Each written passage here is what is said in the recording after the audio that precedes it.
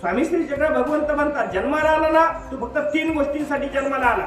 पहिली गोष्ट पुत्रेषणा, दुसरी गोष्ट लोकेषणा, तिसरी गोष्ट वित्तेषणा.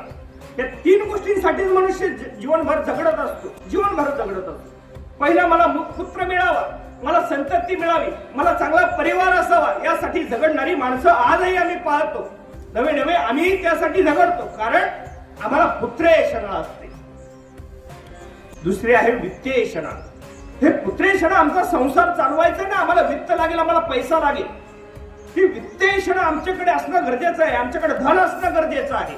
आणि तिसरी गोष्ट आहे पुत्र संपत्ती असली, धन संपत्ती असल्यानंतर माणसाला वाटतं की मला समाजामध्ये लोकांनी मानावं. तिसऱ्या गोष्टीसाठी मनुष्य जीवन जगतो, ती गोष्ट आहे लोकेषणा. लोकांनी मला मोठं म्हणावं.